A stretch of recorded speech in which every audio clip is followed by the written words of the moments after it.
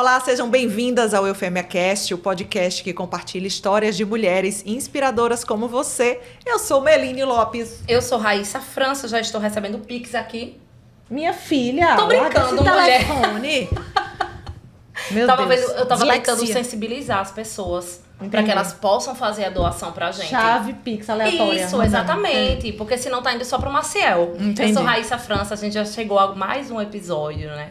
Recebendo várias mulheres inspiradoras. E desta vez não seria diferente também, né, Meline? Início da 4ª temporada. Estamos muito felizes por trazer mais conteúdo, mais histórias inspiradoras para vocês. Mas a gente não pode começar o nosso episódio de hoje sem agradecer aos nossos patrocinadores Isso mesmo, e apoiadores que fazem o podcast acontecer. Temos a Memorável, que está conosco desde a primeira temporada. Verdade. Temos o Cada Minuto, que sempre dá visibilidade ao nosso programa. E a Alma de Sereia com a Olivia Gama, que eu quero ser ela na próxima vida. Rica, próspera e gostosa. Não sei o que é que precisa mais ali. Não, eu acho que ela não precisa mais de nada na vida. Nada. Eu já sei o segredo. Qual é? Ela não namora, não é casada. Só foca Pronto, nela. é isso. A gente acabou de descobrir o segredo da E prosperidade. ainda a pele é boa, então o quê? É, Ela tá em dia. tá em dia. É, gosto.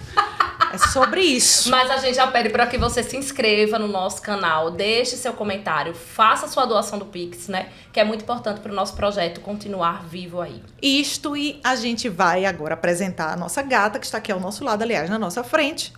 E depois a gente mostra o rostinho dela para vocês. Ela é neuropsicóloga, especialista em transtorno do espectro autista, tá certo?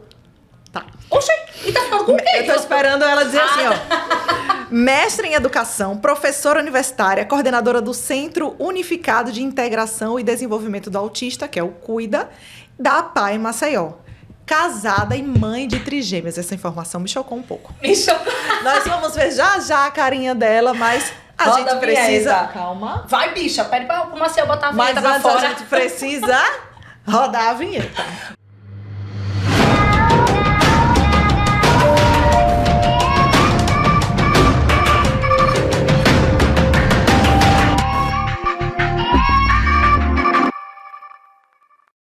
Fabiana Lisboa, seja muito bem-vinda. Olha a carinha dela. Não entendi ainda como pode. Não, primeiro que a mulher é a maior que temos quando a gente fala em TEA, né? Mas depois a gente vai conversar sobre isso. A gente quer saber primeiro da sua conta bancária. Não é? Então, eu posso dar meu Pix. Isso mesmo. Dá Se todo mundo a quiser contribuição de contribuir, Pix, acho viu, que ela com meu quis dizer. Pix. Isso mesmo, isso Não, mesmo. trigêmeas, como assim? Pois é. É assim. Menina, eu tenho dois. E tu plena assim, com 3? Isso.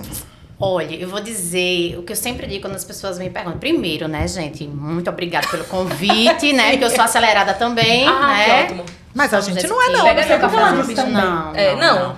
Muito obrigada pelo convite. Estou muito feliz de estar aqui. Já estou muito bem recebida com Eita, café, que bom. né? Então, tá perfeito. tudo certo. Tudo certo. Já gostei do seu batom, viu? Faltou o seu vermelho. Mulher, porque o vermelho é meu. É porque me dê um batom aí que eu vou tem passar. um batom Ô, vermelho no sextou. Não, né? é porque- Véspera de... É porque Ok. a bicha, eu vou passar aqui. Agora, quem vai me patrocinar? Quem disse Berenice? Por favor, patrocínio, Faz tá? essa graça que ela já maquiou a gente de graça. Olha aí, isso, Vai. perfeito. Nada como um batom vermelho, né, isso. na boca de uma mulher. Eu amo. Sim, conta pra gente. É isso. 3 bebês, com a 3 idade? moças, 7 anos, Hã? né? Giovana, Mariana e Luísa. 3 meninas. 3 minha gente. meninas. Às vezes as pessoas me perguntam como é ser mãe de trigêmeas. Eu fiz, não consigo descrever, porque eu nunca tive um filho só. Eu Aham. já, né, fui mãe de 3. É, Então, já tá a melhor valendo. resposta. Eu já cheguei, então não consigo comparar o que é ser mãe de uma criança É. só, né, e de múltiplos. Então,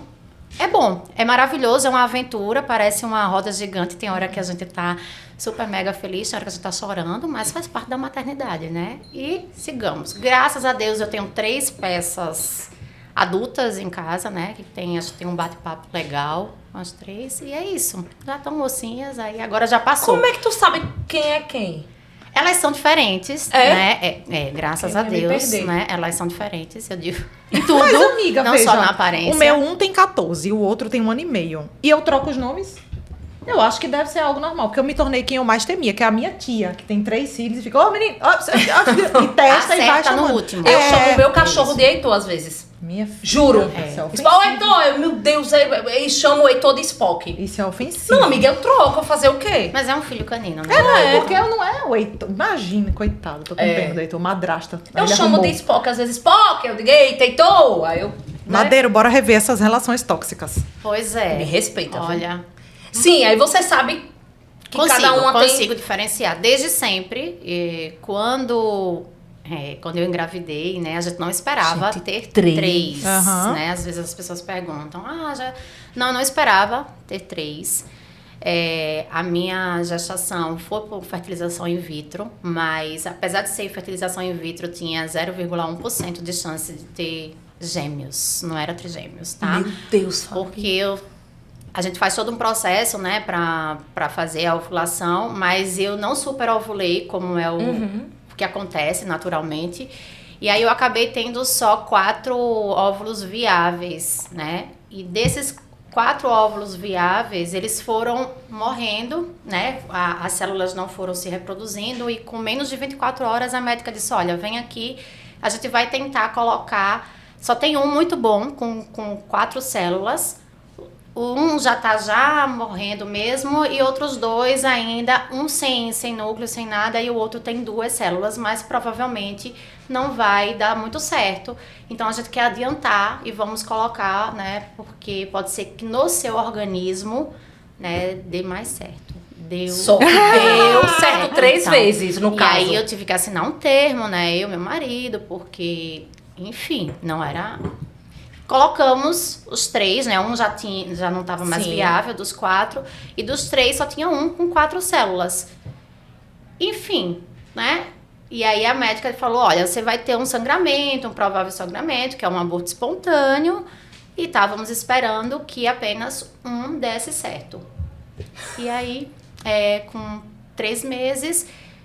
Quando eu fiz o teste lá de gravidez, e foi tão engraçado que eu tava bem ansiosa. E quando eu fui fazer o primeiro teste, eu fiz alguns, né? Vários xixis, né? E eu não tive paciência de esperar pra ver. E aí eu comecei a chorar, não deu certo. E deixei o resultado lá na pia. Quando o marido chegou em casa, eu disse, não deu certo, a gente vai começar tudo de novo. Aí ele... Geralmente é o quê? 1 pontinho? É 2 pontinhos? Eu fiz, 2 pontinhos. Ele fez esses 2 pontinhos aqui. Pronto. Foi aquela 3 coisa pontinhos, assim, né? meu filho. Bota mais um aí. Então, e aí foi isso. Mas a terceira só apareceu na ultrassom do 4º mês. Menina. Meu Deus, é aquele susto parcelado, né? A clínica toda ficou vendo a ultrassom. Achei que tinha até uma coisa errada, né? Porque a médica falou, peraí, só um segundo, chama fulano. Diga aí, que E tenso. aí meu marido disse assim, olha, só pare de contar no terceiro, porque mais que 3 não dá certo. A médica olhou pra ele e fez, são 3. Quer Meu dizer... Deus. E você dormia? Como era? Não. Pelo amor de Deus. Não, né? Não, Porque veja, botavam pra dormir, são outra 2 acordava assim. peitos, né? São 2, sim. Era uma conta injusta. Na verdade, elas Gente, eu tô nasceram curiosa. prematura, né? Eu tive uma gestação de risco, então eu fiquei na cama, literalmente, a minha gestação. Então, fazia tudo em cima da cama, lavar o cabelo, tinha que botar a cabeça assim, minha mãe lavava meu Eita, cabelo, fazer xixi, as necessidades todas eu fazia na cama, a barriga imensa, mas eu tive que fazer uma cerclagem para não perder. Então, foi uma série de situações durante a gestação. E quando eu consegui chegar até faltava 1 semana para 8 meses, graças a Deus. Mas as meninas precisaram ficar na UTI. E uma das meninas, das minhas 3, teve algumas complicações, passou 2 meses na UTI, fez transfusão de sangue, teve parada, né? Então foi um momento muito tenso. Eu consegui amamentá-las por 4 meses. Bem, né, assim, mas foi toda uma tensão. Só que, por mais que eu tenha feito uma cesárea, eu vejo muitas amigas dizendo assim, cesárea foi tão difícil.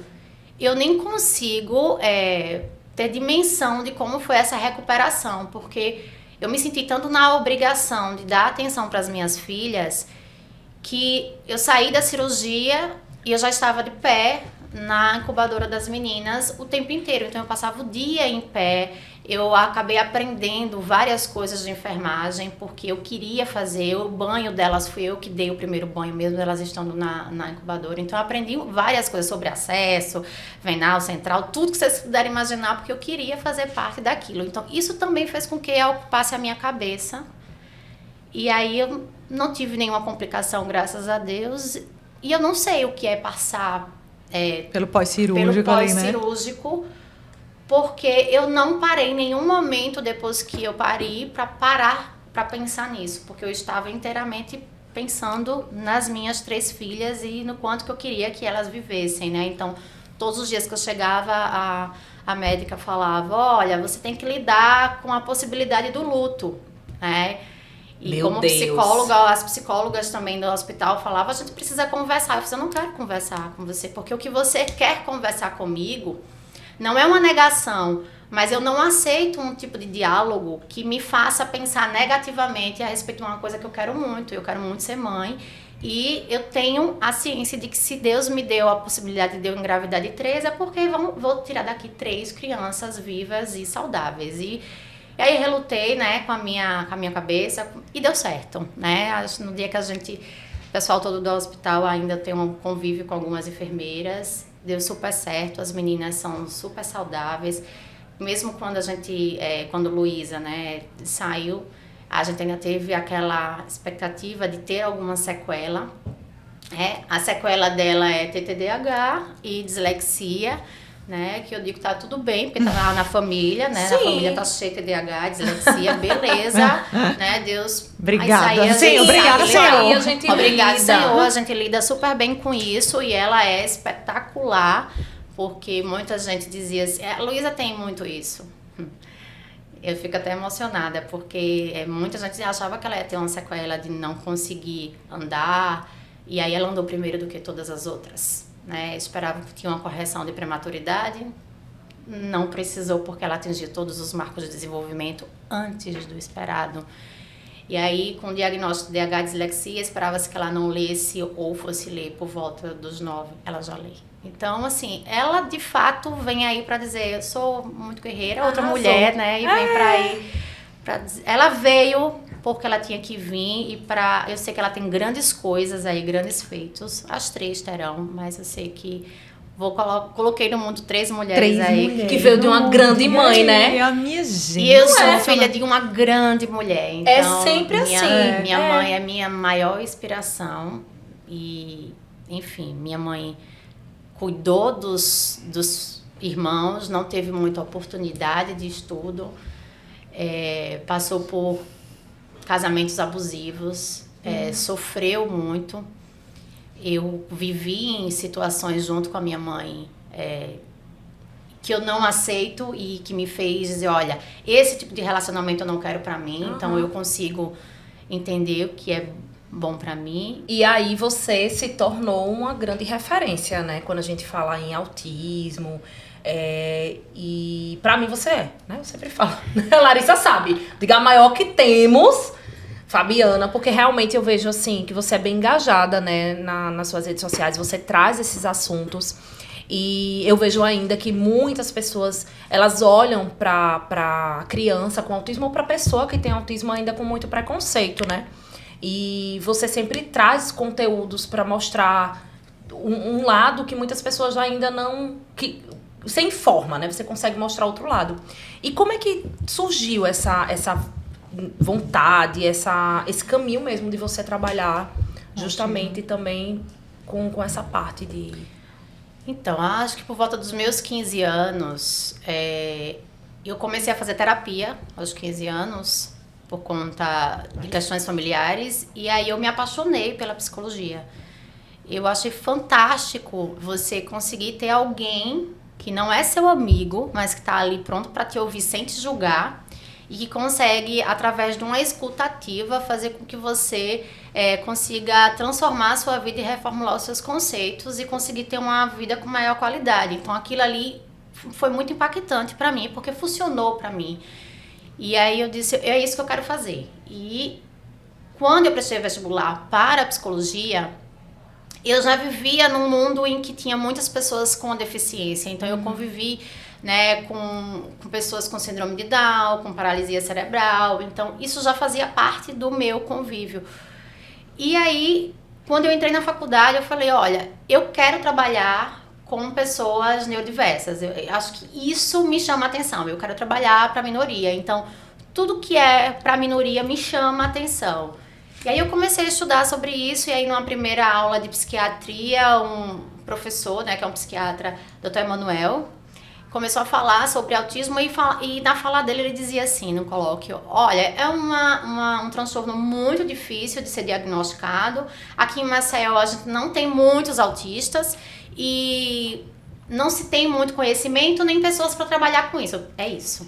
E aí aquilo me impactou, é isso. Né? Quando ele terminou a fala dele, me empresta um livro que você tenha sobre o assunto, e aí fui para São Paulo, porque aqui não tinha nada, comecei a me especializar fora, e fui me apaixonando.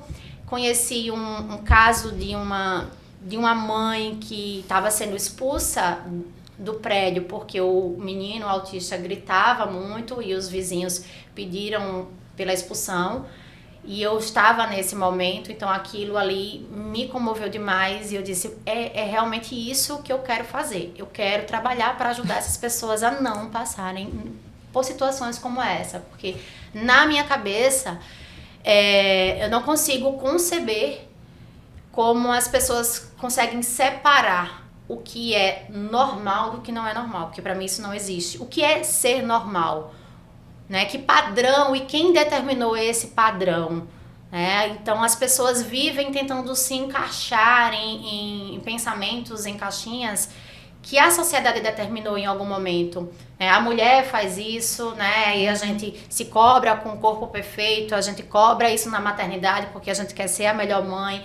E quando a gente tem algo que foge desse padrão pré-determinado, há uma repulsa, e aí a sociedade não consegue lidar muito bem com isso. Então, eu vi naquela situação que eu queria trabalhar com isso, eu queria, de alguma forma, fazer com que as pessoas entendessem que todos nós somos diferentes. Não existe ninguém igual a ninguém, mas como seres humanos nós temos o dever de respeitar e acolher as pessoas, né? E assim como a gente precisa acolher, incluir. E é isso que eu vivo, a minha vida é ser baseada nisso, de tentar fazer com que as pessoas compreendam que não é um favor. A inclusão não é um favor, o respeito para as diferenças não é um favor, é um direito constitucional, é um direito do outro. E seria muito bom se a sociedade como um todo entendesse o que significa respeito. A partir do momento que você entende essa palavra e a gente quer ser respeitado. Mas será que a gente quer dar ao outro aquilo que a gente quer pra gente? Então, se a gente conseguir ter essa empatia, a gente consegue ter um mundo melhor, né? Parece meio poliana, eu sou um pouco poliana, sim. Eu sou muito sonhadora, mas eu continuo acreditando nas pessoas. Eu sou uma pessoa que eu continuo acreditando que vai dar certo. Um momento vai dar certo. Se não deu aqui, eu vou procurar uma outra forma, mas vai dar certo. Vai dar bom, como diz o Tiago, né? E como é que é a sua atuação hoje, Fabiana? No que é que você está? A gente viu aqui na introdução que você é coordenadora do Centro Unificado de Integração e Desenvolvimento do Autista, da PAI. Mas como é que se dá hoje o seu trabalho? Você realmente foca no espectro? Você atende outros casos? Como é, de modo geral? Então, o centro ele nasceu em 2014.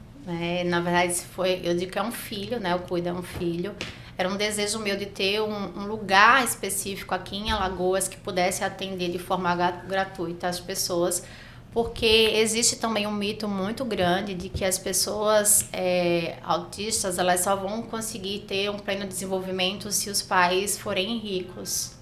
Né? Então, existem filhos autistas de pessoas com condições que tiveram oportunidade de melhor tratamento e existe, né, uma classe que não consegue dar uma terapia de qualidade e aí os filhos estão aí sem intervenção de qualidade. Isso é algo que me incomoda bastante.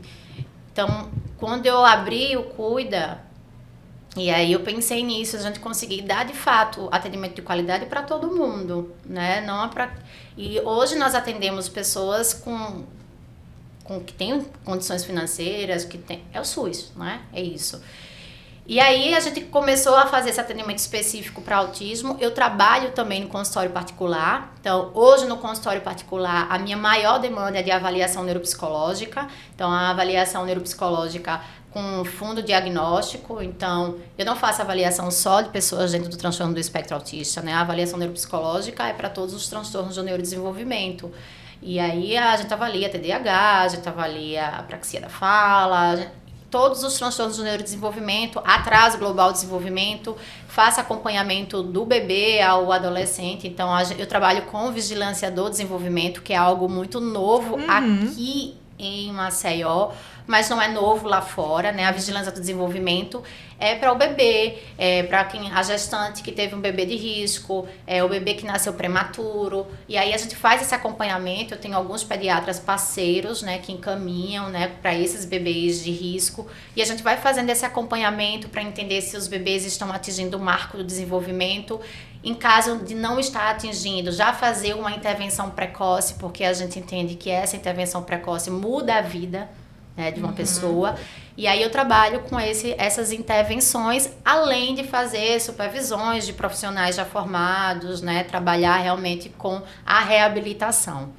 A gente sabe que, pelo menos, assim, eu já acompanhei um pouco a trajetória dentro do transtorno do espectro autista, porque eu acompanhei a carreira, fui mentora de carreira de uma advogada que atua justamente com essa situação. E eu via que um dos maiores casos, assim, as maiores dificuldades das mães e dos pais justamente porque os planos de saúde, às vezes até o próprio SUS, não conseguiam lidar, ou não conseguem, a realidade não deve ter mudado, com essa atuação multidisciplinar que a causa exige.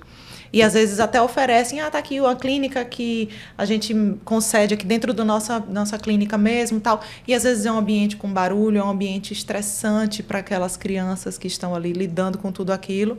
E isso gera muitas ações judiciais. Então eu queria saber de você se essa é realmente ainda deve ser uma realidade, mas se essa é realmente uma dificuldade dentro da sua atuação. Infelizmente, é uma realidade a nível Brasil, não é só Alagoas, não é só Maceió, né? A gente tem tido um aumento de casos de diagnóstico de pessoas dentro do transtorno e a procura é muito grande, mas a gente tem poucos profissionais qualificados para atender essa demanda. Se vocês entenderem, olha, quando eu fiz faculdade, né? Algum tempo atrás... 5 anos, coisa pouca. Coisa pouca. Eu era conhecida na faculdade como a menina do autismo. Eita, sim. Inclusive, né, foi bem taxada e bem criticada por algumas pessoas que diziam assim, olha, você vai morrer de fome. Não vai ganhar dinheiro, né? Porque não tem autista em Alagoas. Eu falava, tem, gente. Tem, só que eles estão aonde? Estão no Portugal Ramalho, estão nos hospitais psiquiátricos, com outros diagnósticos. E aí, esse crescimento é justamente por isso, porque hoje melhorou esse diagnóstico. Só que se você for parar para pensar, quem que se formou para trabalhar com esse público? É uma parcela muito pequena. A própria graduação, seja de psicologia, seja de pedagogia, terapeuta ocupacional, ela é muito falha em relação à prática clínica para atender pessoas nessa demanda. Então, sai com uma teoria. Então, se você quer trabalhar especificamente com aquele público, você tem que pegar e fazer outros cursos, se especializar. E, infelizmente, o autismo virou um mercado. Então, como existe uma procura muito grande, então, você sai da faculdade hoje, você já está contratado, se você for TO, se você for fono, se você for psicólogo e falar que atende nessa demanda, você já está contratado, porque é uma demanda muito alta. Só que a maioria das pessoas não tem a qualificação mínima para aquilo, mas estão pensando no retorno financeiro. Então, infelizmente, o que acontece hoje é um mercado, tá? Muitos pais estão sendo enganados em clínicas de fachadas bonitas, que dizem que aplica e que fazem práticas baseadas em evidências, mas que não fazem, não tem informação mínima para isso, mas dentro de um sentimento de que eu não acho um profissional qualificado e este me abre a porta e diz que pode trabalhar com meu filho, a família vai na esperança de uma melhora. E eu acho isso uma puta sacanagem. Desumano, vou usar total. esse termo, porque imagina que a família tá trazendo para você o seu maior bem, que é um filho. Você quer que o seu filho evolua. E aí o profissional fala que vai fazer e não faz. O quanto se perde, né, de tempo. E o fator tempo é bem determinante no processo, Com né, Fabiana? certeza. A gente sabe hoje, né, que existe uma palavrinha chamada neuroplasticidade. Então, quanto antes a intervenção, mais possibilidades nós temos. Se a gente pensar isso de uma forma leiga, se eu pegar um idoso e uma criança e der um celular novo, quem primeiro vai mexer no celular? A criança. Por quê? Porque a quantidade de conexões cerebrais de uma criança é muito maior do que em um idoso. E é isso realmente que acontece no nosso cérebro. Quanto antes a gente consegue fazer uma intervenção, quanto mais nova é a pessoa, mais conexões cerebrais ela tem e mais a gente consegue mexer nessa plasticidade para novas aprendizagens. Então, a intervenção de qualidade precoce, ela é fundamental. Então, imagina, eu levo meu filho precocemente, deposito toda a confiança naquela clínica, aquela clínica não trabalha de forma como deveria, de forma ética, dando àquele paciente aquilo que ele realmente precisa, e aí eu perco tempo. E aí, o que acontece? A gente tem muitos meninos aí que chegam na idade adulta ou na adolescência, que poderiam estar em uma melhor condição e não estão, porque tivemos profissionais que foram desonestos, né, que não foram éticos o suficiente para dizer assim, olha, eu não tenho especialidade para. Eu acho até legal se você quer aprender e falar assim pro pai, olha, eu estou aprendendo, nós vamos aprender juntos, porque ninguém nasce pronto. Nós vamos aprender juntos, mas o pai está ciente de que está levando para um profissional que também está amadurecendo dentro daquele conhecimento. Mas levar para um lugar onde você diz que pode fazer, que tem essas especialidades e não ter, isso eu, de fato, eu queria perguntar com relação ao diagnóstico, porque, por exemplo, você falou que seu professor disse que é muito difícil diagnosticar, e aí tem algumas coisas que falam, por exemplo, a criança que demora muito a falar, que tem pouco né, tem poucas palavras e tal, ela pode ter autismo. Então tem algumas coisas que acontecem. Coisa da fixação do olhar também, eu já vi. Enfim, é difícil mesmo diagnosticar, e o que é que a gente pode ficar ligado nisso, assim, com relação a Eu costumo dizer a isso aqui, quanto mais leves são os sintomas, mais difícil é esse diagnóstico. O autismo, ele é um espectro muito amplo, ele tem uma variabilidade de sintomas enorme, né? Por isso que leva esse nome de espectro. Então, eu vou ter desde aquele cara que pode não ter uma comunicação verbal eficiente, aquele cara que vai verbalizar muito bem com você, mas vai ter pontos específicos em relação à sua comunicação social, à sua cognição social, à percepção do outro. Então, isso é muito relativo.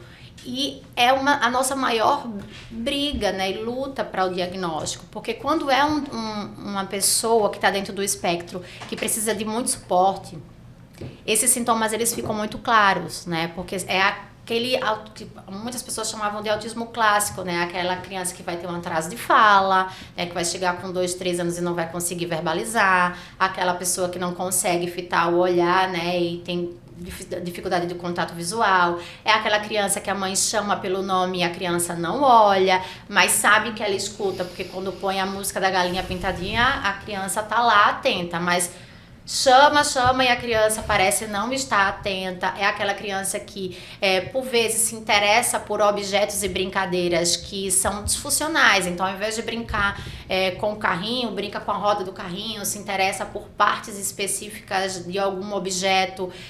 Tem alguns comportamentos repetitivos, como andar na ponta dos pés, fazer flap de mão, ou se girar no mesmo eixo. Então, esses sintomas, eles são clássicos, né? Eles estão lá desde Leucana, então, desde que se falou em autismo, esses comportamentos, eles estão descritos. Então, é mais fácil fazer um diagnóstico de uma criança que tem esses comportamentos mais evidentes. Em geral, são crianças que estão no nível de suporte 3, ou seja, É o que antigamente se chamava de autismo grave, né? Então, que tem muitas características e que geralmente estão associadas a outros transtornos, como a deficiência intelectual, por exemplo.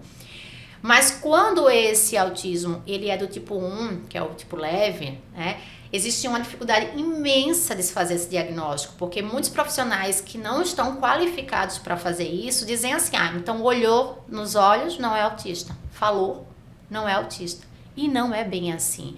A questão da linguagem, eu posso ter desde a falta dessa linguagem, como a dificuldade na prosódia. Então, tem pessoas que falam com uma melodia diferente, né? Tem pessoas que conseguem bater um papo, mas vão se sentir mais à vontade em assuntos específicos, que são seus assuntos restritos, mas quando se precisa bater um papo sobre outros assuntos, já se retrai mais. São pessoas que muitas vezes são consideradas tímidas, mas que na verdade não são tímidas. Algumas pessoas que recebem até diagnóstico de fobia social, não é fobia social. Então nós temos muitos diagnósticos errados. E quando na verdade nós temos muitas pessoas autistas não diagnosticadas. E por isso esse aumento. Então eu sempre digo, é difícil de diagnosticar ainda? É muito difícil.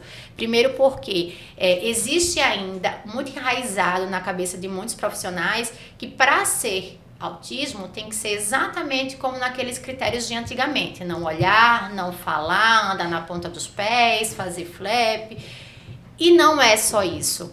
É um espectro muito amplo. Eu posso ter, sim, esses sintomas, mas eu posso ter um cara que vai conviver com a gente super bem, extremamente inteligente, mas que tem questões específicas nessa sociabilidade, nessa comunicação social, nessa cognição social. E aí, para se fechar esse diagnóstico, precisa de expertise. Precisa de alguém que realmente entenda essa variabilidade dos sintomas que existe nesse espectro para conseguir fechar esse diagnóstico. Então, isso é uma coisa que eu vejo muito. Chegam pessoas com 9, 10, 11 anos no consultório que fecharam diagnóstico de TDAH, por exemplo, e que os pais, olha, faz tratamento desde sempre, tem diagnóstico de TDAH, mas tem coisas aqui que o TDAH por si não responde a esses comportamentos. E quando a gente vai investigar, são autistas que não foram diagnosticados de forma correta, que muitas vezes são submetidos à terapia medicamentosa, fazem medicação enormes, que não vão surtir efeito porque estão sendo medicados para uma coisa que não é para ser medicada. Não existe medicação para autismo. Tá? Existe medicação para o que a gente tem associado a ele, né? Então, nós temos autismo, TDAH, alteração de sono, enfim. Então, a gente vê ainda que nós precisamos caminhar muito em relação a essa visão de espectro, né? Porque nós temos ainda uma sociedade que entende o autismo ainda como um autismo grave, que é limitante, que a criança gritando, se batendo, que não consegue fazer, né, muitas coisas, e pelo contrário, nós temos pessoas no espectro que são fantásticas, que extremamente produtivas e que têm muito para contribuir para a sociedade, mas que as pessoas precisam entender. Agora, Fabiana, você falou uma coisa e me fez lembrar. Eu tenho, por mais que a gente tenha, que você citou agora, uma dificuldade grande, tanto na questão do diagnóstico, quanto na questão do tratamento multidisciplinar, tal, aqui, nível Brasil. Eu lembrei de uma amiga minha falando que ela estava morando no Japão e eu acompanhei esse processo. E ela teve o diagnóstico do filho através de uma neuro aqui no Brasil. E ela fez por vídeo, a neuro ficou acompanhando durante algum tempo a criança. E ela disse, eu vou voltar, para o Brasil, porque aqui no Japão não se tem nenhum tipo de tratamento. Porque grande parte da população japonesa é autista. E aí tem até essa questão da interação social que eles não têm. Então, isso é muito normalizado lá. Não tem tratamento. E aí ela pegou e voltou, embora eu estivesse super feliz lá, ela disse, eu preciso agora focar na minha criança, no atraso da minha criança e tal, e voltou para começar tudo do zero aqui. E por mais que a gente tenha essa dificuldade, mas a gente tem aí o Brasil como um lugar de acolhimento até, poderia dizer assim, para esse tipo de situação, né? Eu acompanhei uma família do Japão. Eita! Citou, já sabe quem é. Não sei se é a mesma pessoa, mas Com acompanhei um certeza. processo de uma família brasileira que morava no Japão. Acompanhei um processo de uma família também que estava no Canadá, outra estava em Portugal. Então, acontece isso. A maior do planeta. Mas a distância ou eles voltaram também? Não, a distância. Tá. A distância é até eles retornarem para o Brasil e fazer um acompanhamento mais presencial. Mas eu já perpassei por situações assim parecidas. De fato, o Brasil existe coisas em relação ao Sistema Único de Saúde e a gente precisa, parabenizar o nosso Sistema Único de Saúde. As pessoas criticam muito o nosso Sistema Único de Saúde, mas nós temos um baita sistema. Inclusive, Lógico, ela disse que lá não tem gracinha, não. Não minha tem, filha. não tem. Parto e etc. é um rim. Não tem. Agora, sim, como eu tive uma vivência de fazer formação fora, né? Eu fiz formação na Carolina do Norte, que é onde é o berço do autismo. Eu gostaria muito que o Brasil chegasse como lá, né? Por exemplo, lá a gente não tem clínica multidisciplinar, porque esses acompanhamentos, eles são feitos na escola. Olha. As escolas, elas dispõem de TO, fono, psicólogos, assistentes sociais, então tem toda uma equipe multidisciplinar dentro da escola. Então, como esses alunos, eles vão para a escola às 9 da manhã, almoçam, tomam café, passam o dia e saem no final do dia, eles não têm essa realidade de clínica. E para os bebês menores, eles têm uma super assistência, porque essa equipe é disponibilizada para ir para casa Apenas. todos os dias. Vai para casa dessa família e acompanha, fazendo a vigilância do desenvolvimento do bebê. O que é isso? Um filme? Então, e aí chega, me bate uma tristeza todas as vezes que eu vou para o instituto, né? Eu fico lá naquele mundo, Jesus, a gente vai conseguir chegar nisso um dia? Então, eu sou muito sonhadora, né? Eu fico achando fantástico tudo aquilo. Quero, lógico, que um dia chegue para todo mundo. E aí, o Brasil tem, sim, muitas coisas positivas. Nós temos muitas leis de inclusão, que nós não temos em outros lugares. Mas nós precisamos caminhar bastante, porque a gente não vive só de papel, né? Ter a lei bonitinha é muito bom, mas a gente precisa se fazer cumprir. Assim. É verdade. E aí, como? Quem fiscaliza isso? Em geral, são os pais, né? É o movimento das famílias que fazem com que as coisas aconteçam, onde não deveria ser. Foi o que aconteceu com o rol taxativo, né? As questões dos planos de saúde. Eu participei de todo esse movimento, né, do rol taxativo, e foi um baita sofrimento para muitas famílias que foram desassistidas, né? De crianças, por exemplo, que precisavam de oxigênio para respirar e recebeu uma cartinha do plano de saúde dizendo que a partir da próxima semana não ia mais contar com oxigênio. E o quê? A gente espera a criança morrer? Enfim. Então, nós temos aí muitos avanços, mas nós temos ainda muito que caminhar. Eu costumo dizer que a gente só vai conseguir mudar o pensamento do que é educação inclusiva, do que é inclusão, quando a gente vencer a barreira atitudinal. A gente tem a barreira dos espaços, a gente tem a barreira da comunicação, mas eu ainda acredito que a nível Brasil, a nossa maior barreira que impede a inclusão é a barreira atitudinal. É a atitude das pessoas em relação à diversidade. E nesse teu processo, assim, tão difícil que é, custoso, você lida com toda a burocracia e com toda a realidade que não é fácil. Mas o que é que te inspira, assim, falou de Poliana, mas o que é que te inspira nessa jornada, Fabiana? Eu acho que todas as pessoas me inspiram. Eu costumo conseguir ver um lado positivo nas pessoas, onde às vezes elas nem conseguem enxergar. Então, tenho isso muito positivo.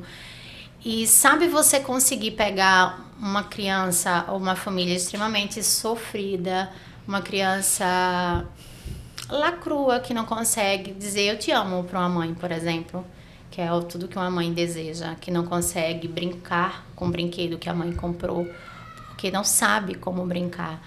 E aí você começa a atender, acompanhar aquela família e você consegue ver aquela pessoa falar eu te amo para a mãe. Você consegue ver a mãe, ver o avanço no filho. Para mim, isso paga qualquer coisa. Tem um caso de uma garotinha que eu acompanhei há muito tempo atrás, e aí a mãe muito massacrada pela família, porque a família falava que ela estava querendo ver coisas onde não existia, então tinha o preconceito dentro da própria família. O marido tinha abandonado, porque também achava que ela era muito, né? Ela é maluca, fica procurando coisa para a filha. Então, uma mulher muito sofrida. Eu acompanhei todo esse processo e ela dizia assim para mim, na primeira consulta, o que é que você mais deseja? Ela, que minha filha olhe para mim e diga, eu te amo. E na época eu já era mãe, né? Na época eu disse, poxa, eu escuto isso das minhas filhas, às vezes a gente nem valoriza, né? Eu costumo dizer que eu sou uma Fabiana muito diferente pelo que eu trabalho, pelo aquilo que eu vivo, porque eu vejo o que essas mães passam.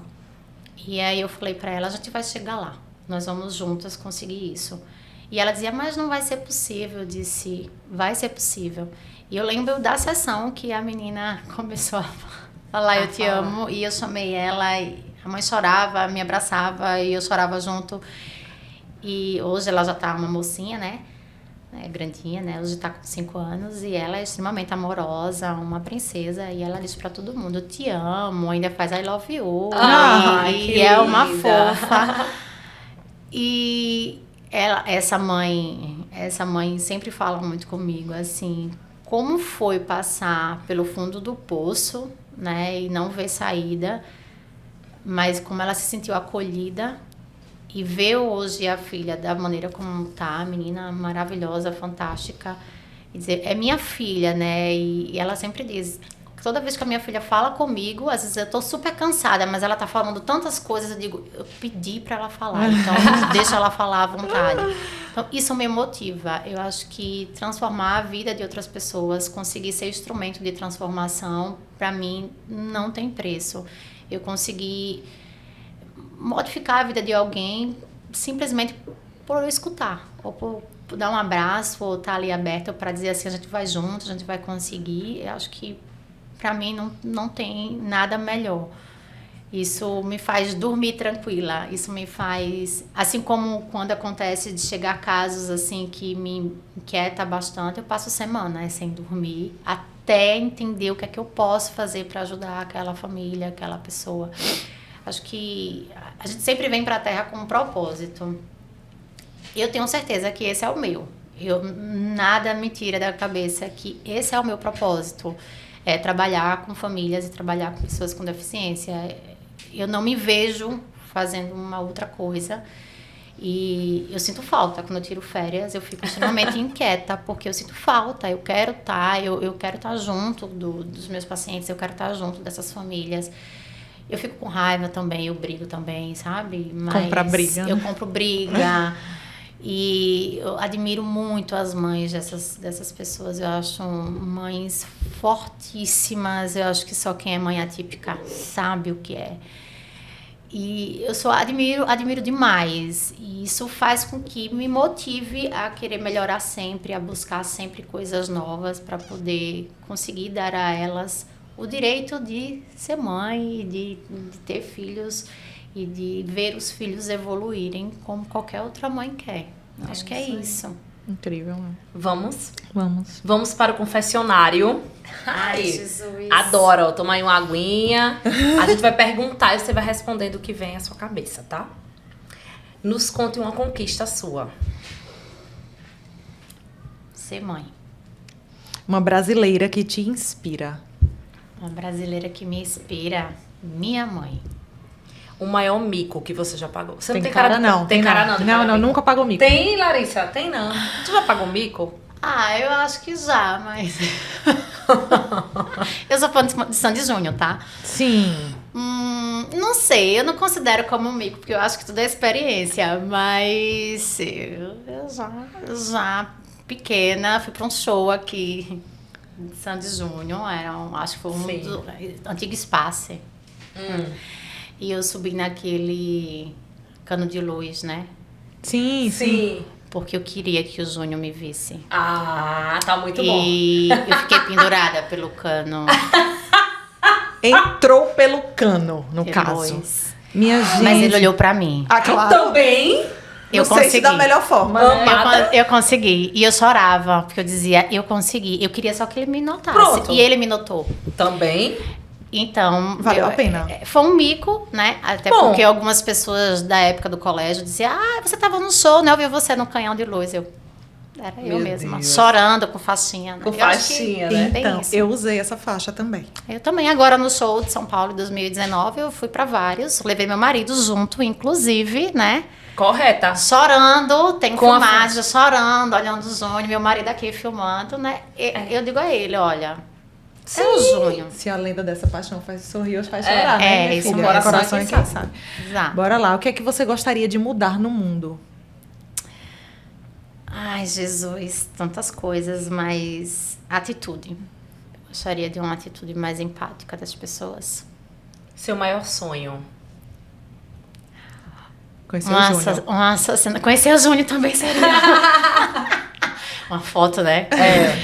Seria ótimo. Mas acho que o meu maior sonho hoje é que eu consiga. Que as minhas filhas consigam viver num mundo sem julgamentos e preconceitos. Que as pessoas se aceitem como elas são e aceitem as pessoas como elas são.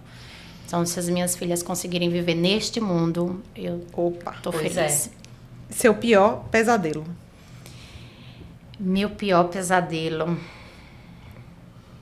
Eu acho que. Engraçado, foi o que veio na minha cabeça. Eu nunca tive medo da morte, mas eu acho que hoje seria morrer e deixar as minhas filhas. É, isso aí. Eu lembrei de uma pessoa que disse pra mim: isso eu não posso morrer, eu sou mãe. É isso. Eu acho que hoje. Por isso que eu gosto de avião.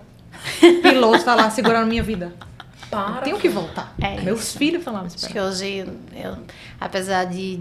Engraçado. Nunca pensei que eu fosse dizer isso agora. Nunca tive receio da morte, mas hoje não. Se eu estiver na fila, viu, senhor, me tire, por favor. Eu não tá no momento. Tira eu e o Júnior. Por favor. Quem é que você gostaria de ser por um dia? Ai, que eu queria ser por um dia. Poxa, difícil essa, viu? Essa foi bem A difícil. Sandy. Não sei se eu queria ser a Sandy, olha. Não sei se eu queria ser a Sandy, mas. Poxa. Eu queria ser alguém que já morreu.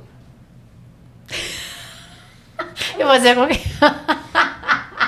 Deixa eu explicar isso, tá? Como assim? Eu queria ser Tem alguém específico? Lena, que diagnosticou o autismo, que distinguiu as tá. características. Pensei que era só um Lena morto Eu Warren. queria que ela seja uma. Eu não quero morrer, mas eu quero ser O morta. Léo Canel, Aspen, Algum cabeçudo alguém, da área, cabeçudo assim. da área. Eu tá. gostaria de ser Entendi. algum deles. Pensei que era algum Não, morto muito louco. Não, da pessoa, eu não quero quero morrer. fazer xixi, eu vou fazer Eu não quero xixi. morrer, aí depois eu Eu queria ser quero alguém morrer, morto. morto. É isso.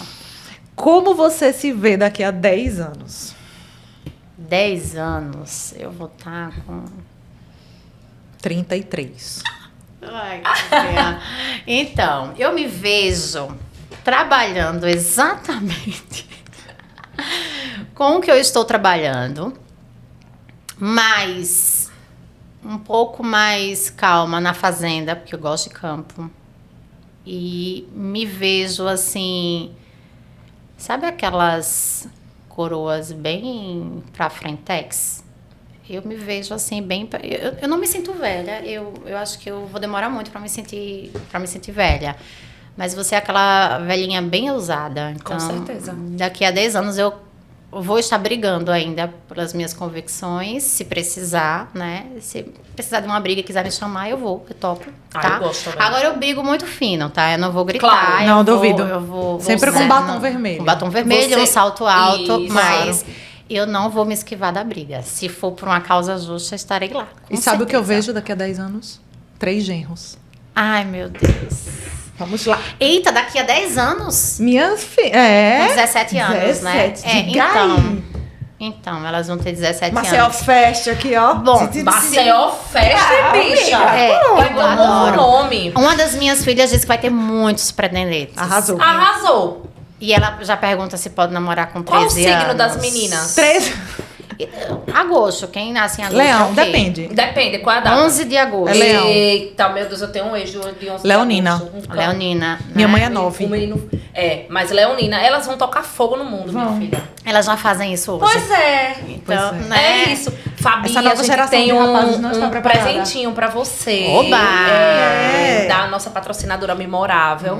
E vai combinar muito com você. Pra eu abrir. É verdade. Claro. Cuidado, Não é nada, vai né? saltar. Era isso. Vamos lá. Ai, que lindo!